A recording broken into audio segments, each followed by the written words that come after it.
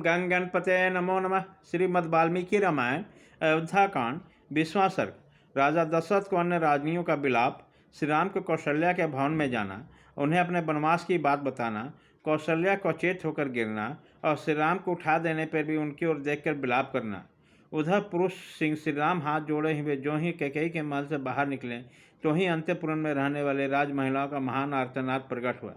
वे कह रहे थे, हाय, जो पिता की आज्ञा न देने वाले समस्त अंतःपुर के आवश्यक कार्यों में स्वतः संलग्न रहते थे, जो हम लोग के संहारे और रक्षक थे, वे श्री राम आज वन को चले जाएंगे। वे रघुनाथ जी जन्म से ही अपने माता कौशल्या के प्रति सदा जैसा बर्ताव करते थे वैसा ही हमारे साथ भी करते थे।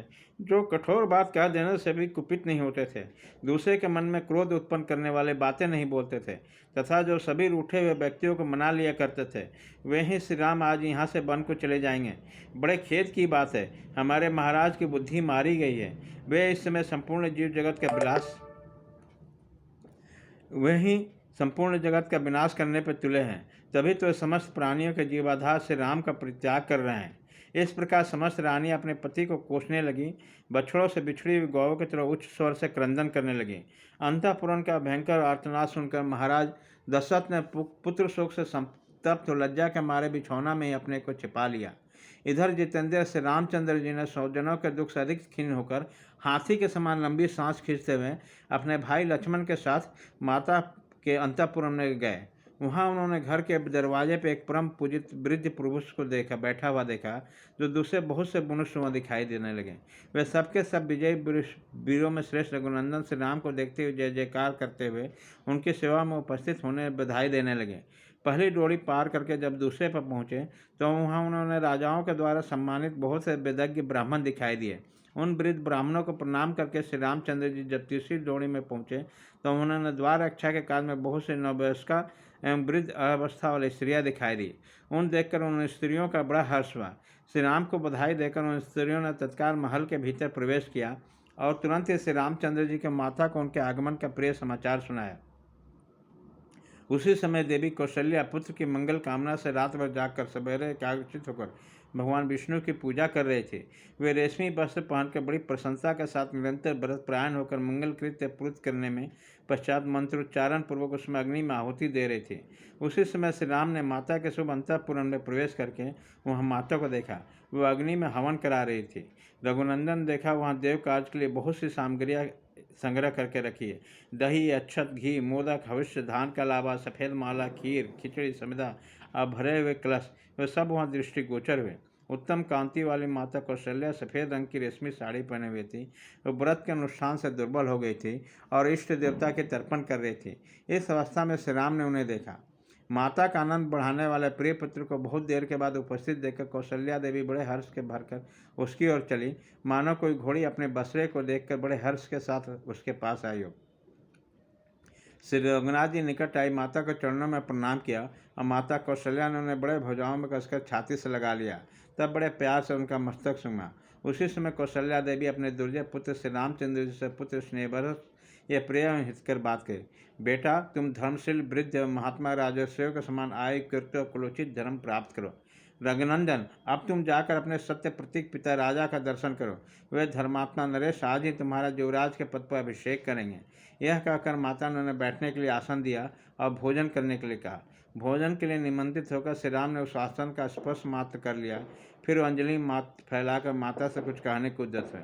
वह स्वभाव से ही विनयशील थे तथा माता के गौरव के सामने वो नतमस्तक हो गए। उन्होंने दंडकारन को प्रस्थान करना था, अतः वह उसके लिए आज्ञा लेने के लिए ऊपर आए।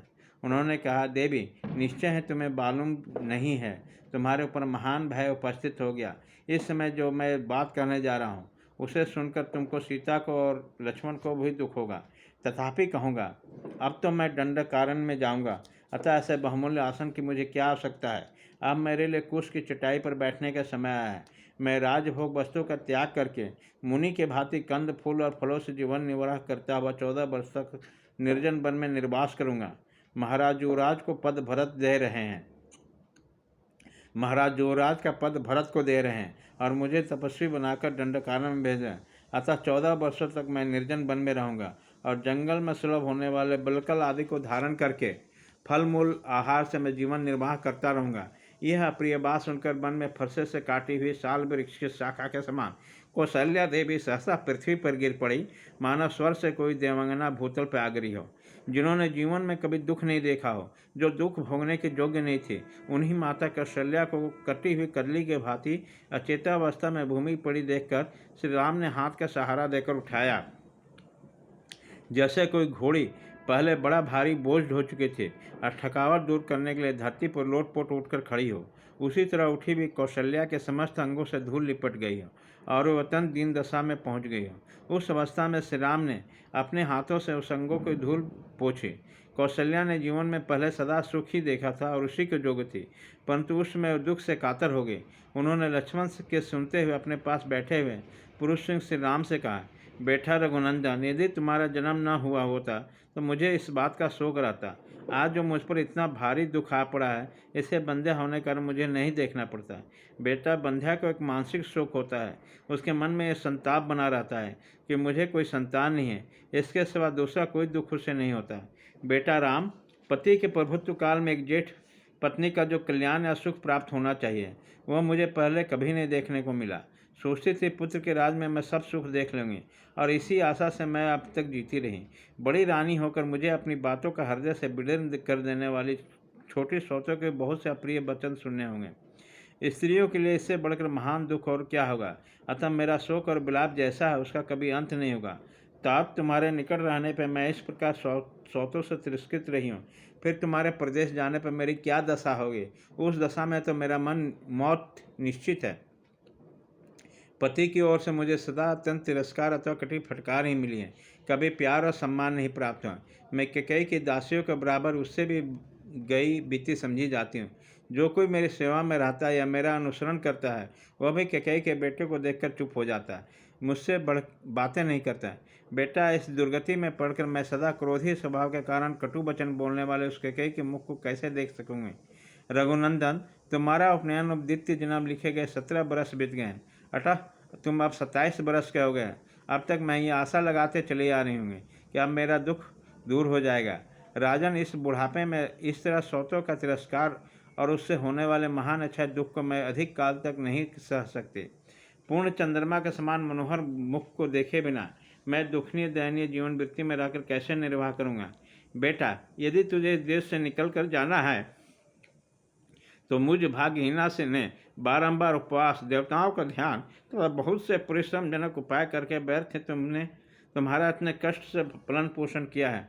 मैं समझता हूँ निश्चय ही मेरा हृदय बड़ा कठोर है, जो तुम्हारे बिछोह की बातें सुनकर भी वर्षा काल के नूतन जल के प्रवाह से टकराए हुए महानदी के कगार के भांति फट नहीं जाता।